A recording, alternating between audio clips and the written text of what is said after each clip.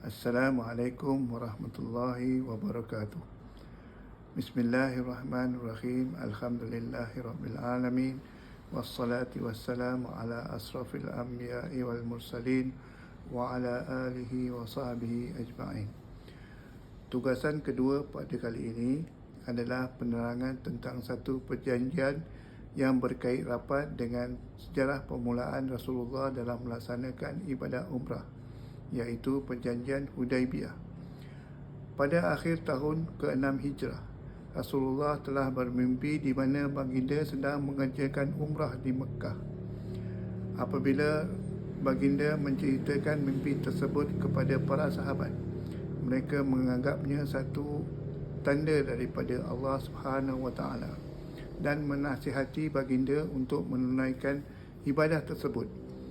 Lalu umat Islam pada masa itu seramai 1,400 orang membuat persiapan berangkat ke Mekah dan turut membawa haiwan ternakan untuk disembelih. Apabila rombongan umat Islam menghampiri Mekah, mereka telah dihalang oleh kaum musyrikin. Maka terjadilah rundingan antara wakil umat Islam dan kaum musyrikin, namun gagal mencapai sebarang persetujuan. Akhirnya Sayyidina Uthman telah dihantar oleh Rasulullah untuk berunding sekali lagi, tetapi malangnya beliau telah ditahan selama 3 hari. Semasa penahanan beliau, telah tersebar kabar angin bahawa Sayyidina Uthman telah dibunuh. Ini menimbulkan kemarahan umat Islam dan mereka berikrar atau berbai'ah menuntut bela ke atas kematian Sayyidina Uthman. Rasulullah dan para sahabat berbai'ah dan peristiwa bai'ah itu berlaku di bawah sepohon pokok yang bernama Ridwan.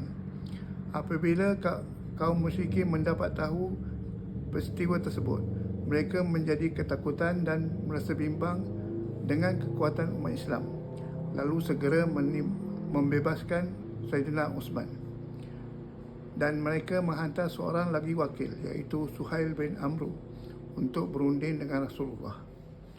Perundingan inilah yang membawa kepada berlakunya satu perjanjian yang berlangsung di sebuah perkampungan yang bernama Hudaibiyah.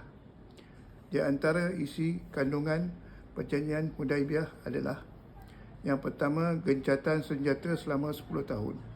Yang kedua, orang Quraisy yang lari ke pihak Islam tanpa kebenaran keluarga perlu dikembalikan semula. Ketiga, orang Islam yang lari ke pihak Quraisy tidak perlu dikembalikan. Keempat, kedua-dua pihak boleh membuat perjanjian dan persahabatan dengan mana-mana kabilah Arab, tetapi tidak boleh membantu dalam peperangan. Kelima, orang Islam hanya dibenarkan memasuki Mekah pada tahun hadapannya, tetapi disyaratkan hanya membawa senjata bersarung dan hanya boleh berada di Mekah tidak melebihi 3 hari.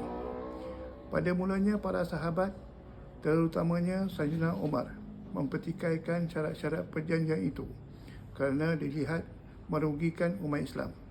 Tetapi Rasulullah pula melihat apa yang tersirat, lantas bersetuju dengan syarat-syarat tersebut.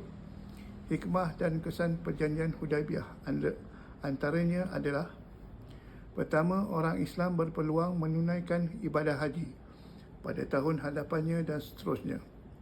Kedua, kehidupan masyarakat Arab menjadi aman dan damai tanpa peperangan. Ketiga, umat Islam dapat membuat perhubungan dengan kabilah-kabilah Arab yang lain. Rasulullah menghantar utusan kepada kabilah-kabilah di sekitar Madinah yang dinamakan Sariyah pada tahun 7 Hijrah. Keempat, berkembangnya syiar Islam ke seluruh pelosok tanah Arab secara aman dan bilangan umat Islam semakin bertambah.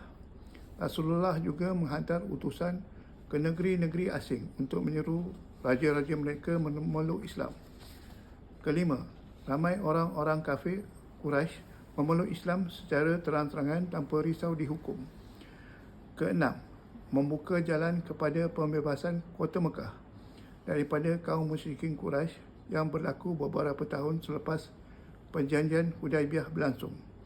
Ketujuh, melambangkan ketokohan Rasulullah sallallahu alaihi wasallam yang unggul sebagai pemimpin yang amat dikagumi dan secara tidak langsung telah mengajar umatnya bagaimana membuat perjanjian dengan orang kafir. Tidak sampai setahun, perjanjian Hudaibiyah ini menguntungkan umat Islam. Perjanjian ini mempercepatkan kemenangan bagi umat Islam dan menjadikan agama Islam semakin kuat. Kedudukan kaum musyrikin Quraisy semakin lemah dalam masa yang singkat. Beberapa tokoh seperti Khalid al-Walid, Amru al-As dan Utsman bin Talhah telah memeluk Islam dan ia menjadi ikutan kepada kaum orang-orang Quraisy yang lain. Sekian, wabillahi taufik wal hidayah. Wassalamualaikum warahmatullahi wabarakatuh.